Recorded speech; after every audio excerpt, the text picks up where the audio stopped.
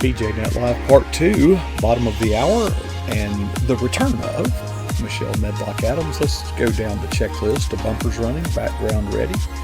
We are recording, we are streaming all platforms. Chat room is alive and well. People are waiting to be reintroduced to our next guest. We'll switch to Studio 6 in 5, 4, 3, 2, 1. Now that was a quick countdown, but we're here. We have here, it's really almost like Twilight Zone. Lori Hayes in the past half hour talked about making decisions in life, and then she started talking about God's perfect timing, which she did not know, I'm pretty sure, that Michelle, oh, by the way, Michelle Medlock Adams is not traveling this week. What's the matter? Did your car break down or something? Did you? Yay, I'm home. Did they ground the airplanes at your airport, or what happened? I mean, you would think, right? I actually am at home till like the 21st. So how boring. I mean, I know. I don't even know what to do with myself. Laundry. Well, I was going to say, that's yeah. exactly what I was going to say. Laundry might be, you can't just keep buying new clothes when you're on the road like that. I mean, I like that solution, but Jeff does not really. That's not a good thing. So yeah. I will be doing laundry. I'm doing it right now, actually. Do your laundry and leave his undone, and he'll catch on. Actually, men don't care that much. No, I think they just turn everything inside out and wear it again. Exactly. Yeah, you're on it. We yes, better. I understand. Slippery slope there, but Michelle, it is great to have you back. And I saw your selfie that you made today, and you're right. You are backed up by some pretty strong ladies, and you've actually got a team, right? When you look at the book, it says by Michelle Medlock Adams, but it's really not by yourself, is it? No, nothing is by. I mean, if it was just up to me, I wouldn't have over 100 books. It's all the people that are in my life that pray for me, and then my co-authors. I've had Gina Maselli be a co-author, and my buddy Bethany Jett, and there have been others. And then the people like you that let us get on here and talk about our books, and just really make contact with those who are out there who are reading and who are supporting us and encouraging us. It takes a village. It really does. So yeah, I'm appreciative of all who are involved and those who actually just get me to the airport. And I mean, my husband, I think he feels like a taxi sometimes, but it takes all of that to get a book out and to go speak about your books. And it's a fun job, but it really, if it was just one person, it would never get done. Well, I know, some of your travels, and you're able to incorporate recreation when you go to Central Florida.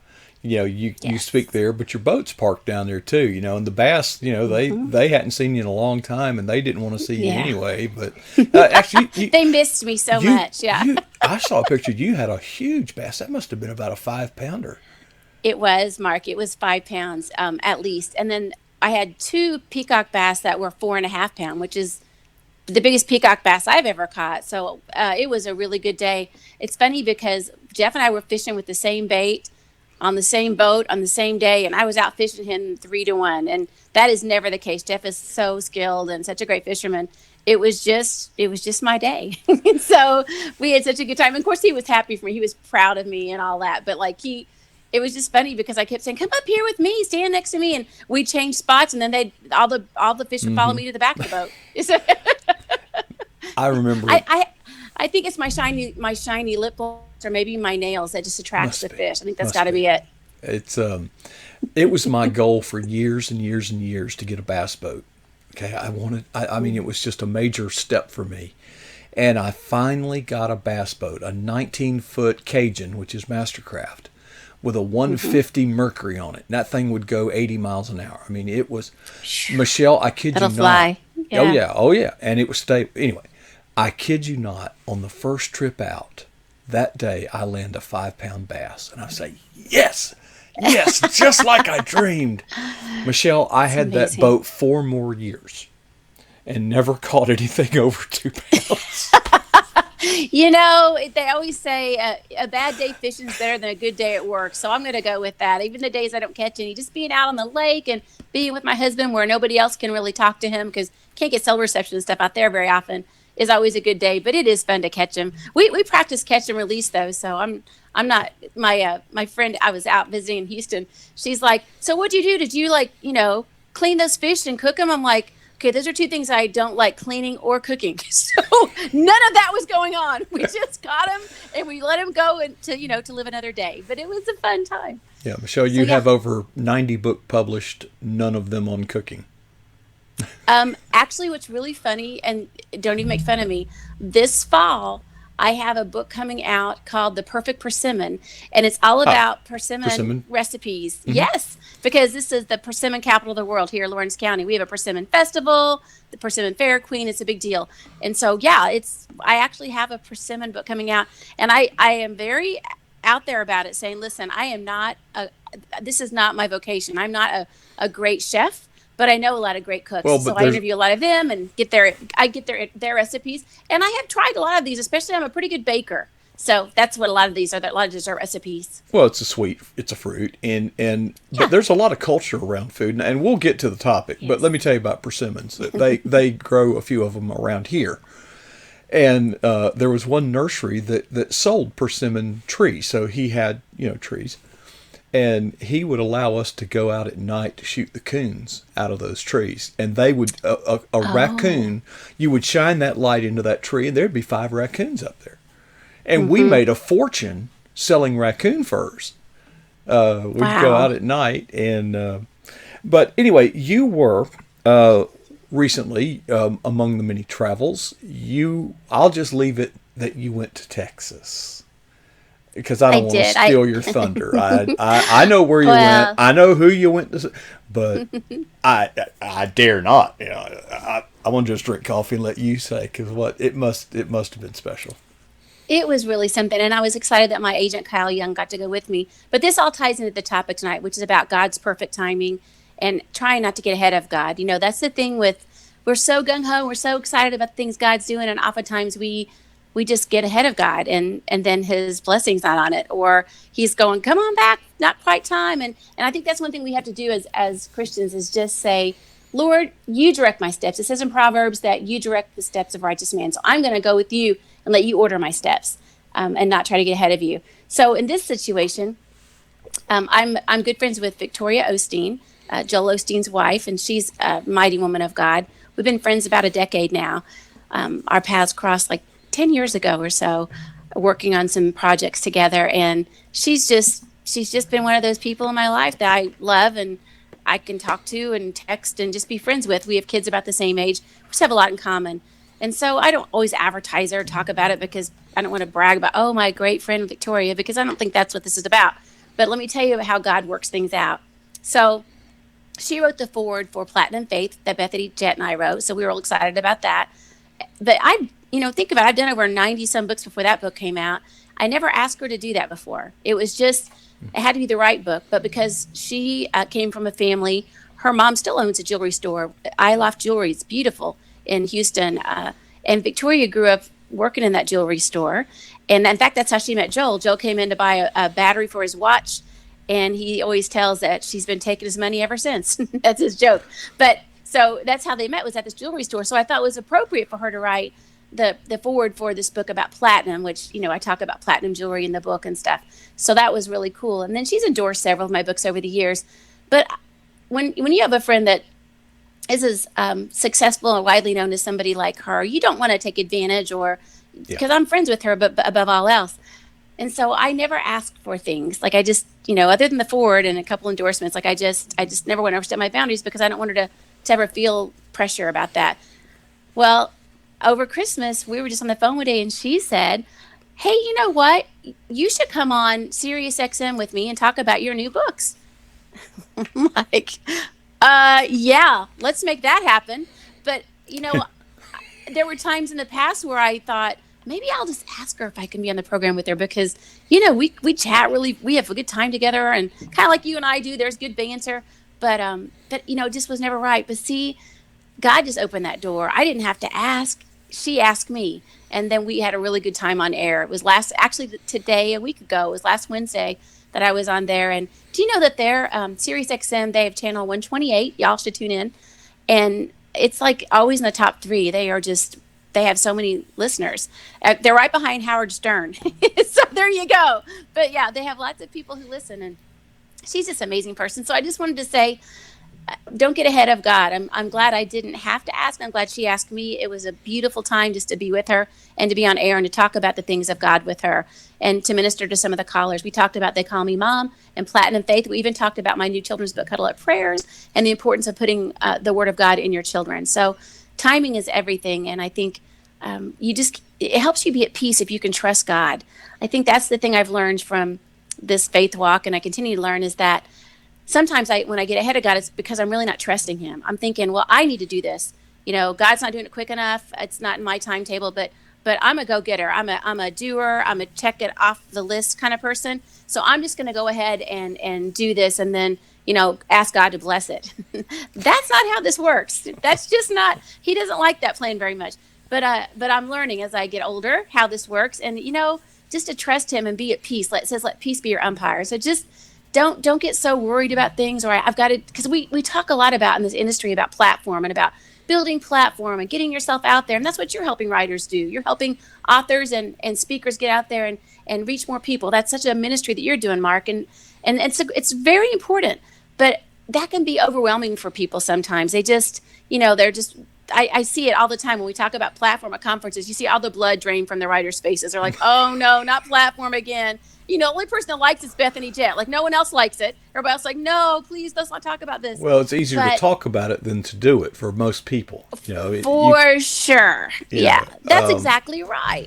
But you provide a good outlet. But the thing is in all of this is just, you got to do the things you know to do in the natural and walk those out. But don't get so stressed out. Let peace be your umpire, and just trust God in all of it. Lord, I pray that you open the doors for me to be on Sirius XM, or I pray that you open the doors for me to go speak at the local Chamber of Commerce, or Father, just order my steps that I'll encounter someone today who really needs the book that you put in my heart. I mean, that's how God does it. You trust him for the timing and for the divine connections.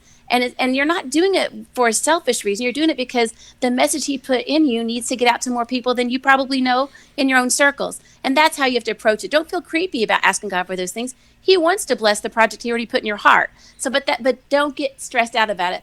Just stay in peace and trust him to make those connections. And then when he opens those doors, then you have to be faithful to walk through them. And sometimes courageous, because sometimes the light hasn't been turned on in the room that door just opened to. Speaking of timing, Michelle, there's actually a couple of interview type questions I had that I'm sincerely curious, and I bet I'm not the only one. First of all, I did notice that you posted the Sirius program with Victoria, and the first thing I noticed was it was 1 hour, and I didn't have an hour. I don't know when I would ever have an hour. But I wondered, were you there, were you in there for like 10 minutes and I can fast forward to minute 23, or were you there the whole, tell us about the... I was there the whole time. Well, I have all the faith in the world that you could talk for an hour. I don't have an issue with that. But imagine that.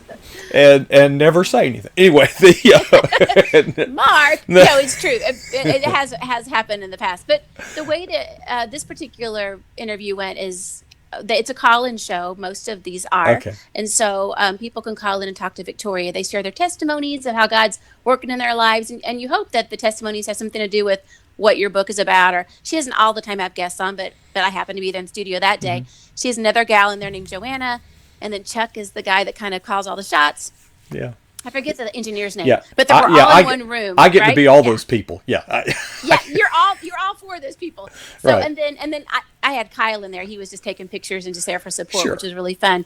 And so then, she leads the questions and I answer the questions, and then we just kind of talk back and forth just like you and I do. Joanna adds some things in once in a while, and then the callers call in, and so they often take up 15 to 20 minutes with their testimonies, which is amazing, and you bounce off of that. So that's how it usually goes. It was really a good time, and it was neat to hear how God was working in the different callers' lives, and it was really special. I will cherish that for a while. I can live on that for a bit. That was really a fun time. Is that probably the largest audience you've ever addressed? Anything even close to that in your past? The only thing that would probably be close to that was when I spoke at a church in Mesa, Arizona. that had a huge, it was televised. It was my first time too. Of course, God's going to ease you into it like that. But it was a really Maureen and Tom Anderson's church, and that they had a pretty big viewing audience, and that was pretty scary. That was my first times out. But you know what? God didn't tell me that. So when I got there, I didn't know until I saw the cameras. I'm like, oh, this is televised. Well, imagine that. I didn't know. So he eases you into those things.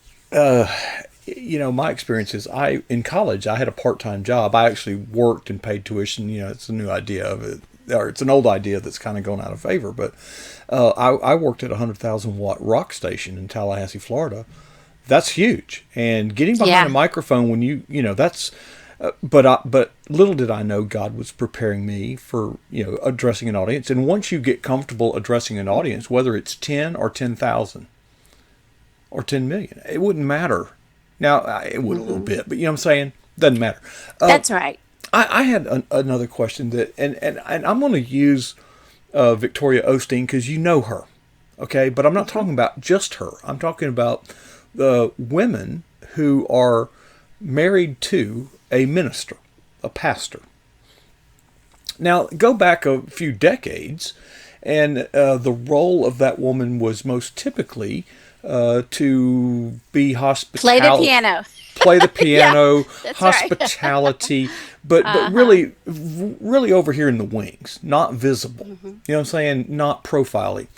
Later on, women began to become more part of the workplace, and as you know, and naturally along parallel to that. So here's kind of my question. Then you've got women that are totally independent in their careers from their husband. Where does Victoria Osteen fit on that sliding scale? Okay, I mean, would she be the same success without him? I think she's anointed to do what she's doing, but I don't think she would ever. I can't speak for her, but I don't think she would have pursued it. You've probably heard, if you listen to Joel at all, and I've listened to him for years, he often shares a story of how he told Victoria, listen, if I'm called, you're called. We're one. So we're going to do this together. And she was kind of like, okay, then, because she loves him and she supports him. But God has such an anointing on her life and her voice. And what I found with my sister is a pastor's wife, and she's not just a pastor's wife who plays, actually Marty doesn't play the piano, so that would not work. But she's got the gift of hospitality and, is just really amazing at leading the women's Bible study and planning all the events and that kind of thing and making everybody feel welcome. But my sister is also anointed to preach. Paula White's got nothing on my sister. She is amazing. And so it would be a shame to keep that light under the bushel, right? Let that light shine. And so it's great that we've come along in society that women are allowed to speak from the platform, not just VBS, not just on Wednesday nights, but on a Sunday morning in front of God and everybody. They're able to preach. And I think that's amazing, because for such a time as this, we're called. Because you know what? Here's the thing. Victoria might reach somebody that Joel won't, and Joel might reach somebody that Victoria won't. It's and the same with my sister and my brother-in-law. They have very different styles and very different personalities. So what Jan preaches might not touch somebody's heart that my sister might touch, and vice versa. God needs all of us. So I think the answer is just to be obedient to the call. And I'm not going to go down a slippery slope of doctrine with you. I'm familiar with both sides of the argument. But for those who believe that women should never be placed in a position of an authority over a man, such as instructing, okay, and that's the doctrinal, that's the proof text, okay, I would point to Proverbs 31 and say this is obviously a very entrepreneurial and industrious woman. And there's no mention, she's a wife, but there's no mention that she helps her husband, make fine stuff and purchase property and things like that. So why then, what is the basis for excluding, that God said the Proverbs 31 wife can be industrious and entrepreneurial and, achievement oriented in anything other than, where does it say that? Right. So, and I'm not taking sides here, and I respect both sides. But it always inspires me, because so many, when you watch the media, that women are being subjugated and they don't have an equal shot. Well, how does this happen? How, really? Is that the problem, or is that just an excuse? I mean, Beth Moore was attacked by somebody that I quite respected before he lashed out at her this past fall, about, she should just sit down and go home kind of thing. And Beth Moore has touched many, many lives, and probably many people will be in heaven because of her ministry. So I think that we need to be careful about judging the calling on other people's lives, because it says in the Bible that calling was before we were formed, is without repentance, meaning it's that call never changes. So if there's a call on a woman's life to preach, I don't think a man should be able to say, yeah, no, I don't think so, because only God, Yeah. they answer only to God, not to. But in saying that, I think it's important to balance that. Yes, we should honor the man. My husband is the head of our household, and I honor him. And when we make decisions, I don't make decisions without Jeff, and vice versa. We honor each other, and it's got to be that way in the pulpit as well. That you wouldn't want to say anything that would dishonor the man, the husband, or Yeah. or the congregation, or God. So I think that it's just all about honor and respect, and following what God's call is in your life, not what man says your call should be. Yeah. I know that Jeff is the captain of the bass boat, and I also know that Jeff That's for sure.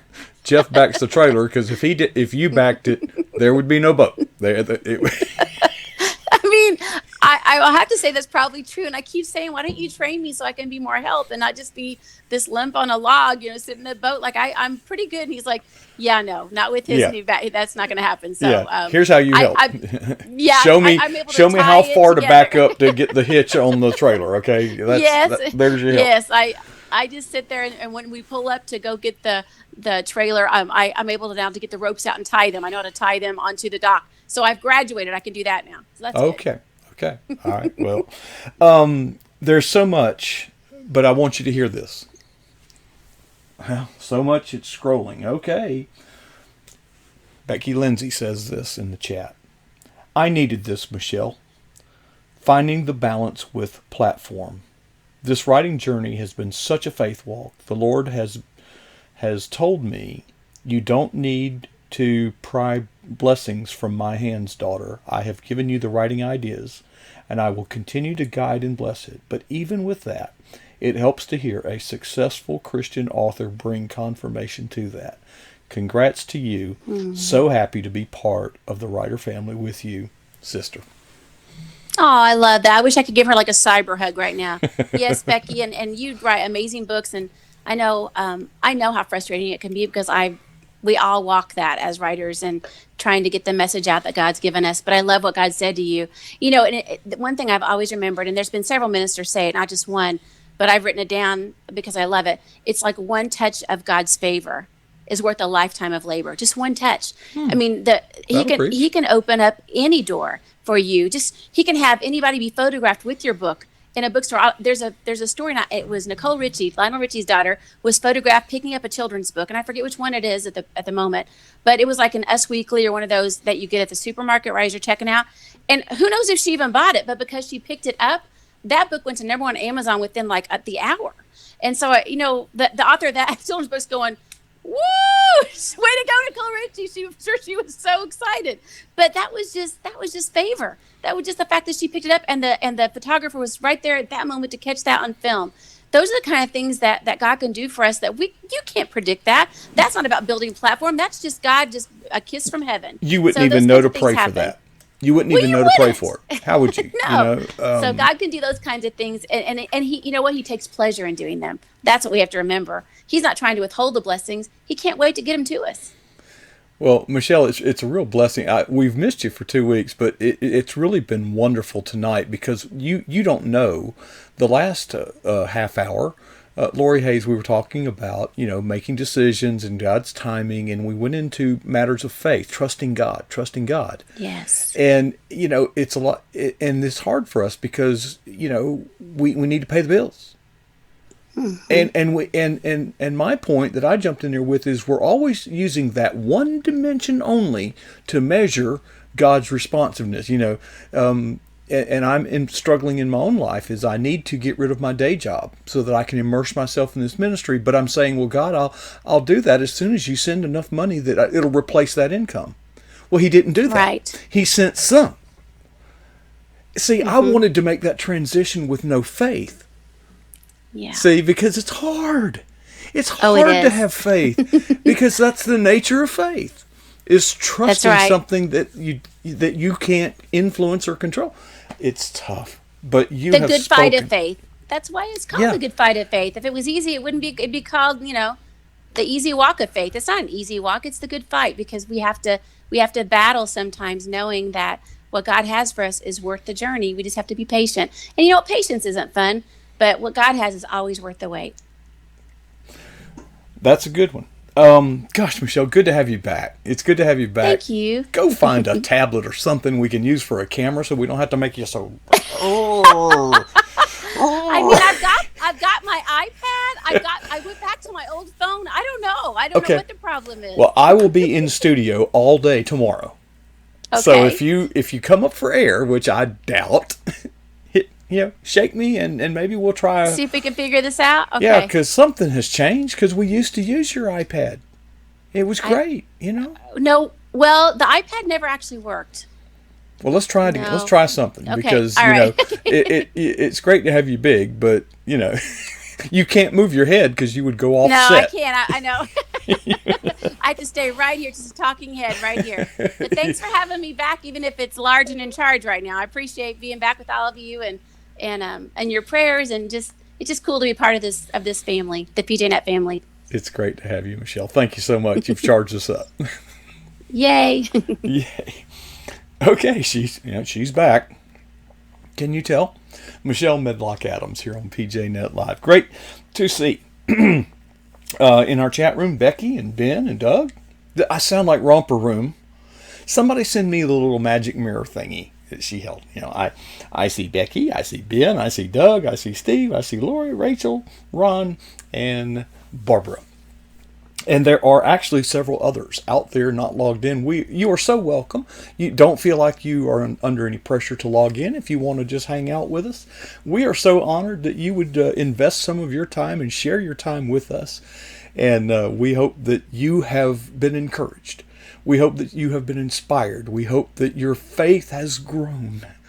Because, folks, we're all struggling with it. Now, I have a struggle. I'll be up until 2 in the morning producing the highlights of what you just saw. And so I've got to get to work on that. And I love every minute of it. And I love doing this. This is the greatest blessing. And I appreciate each one of you being a part of it. I really do. So I got to leave you now. But I will leave you with 2 questions.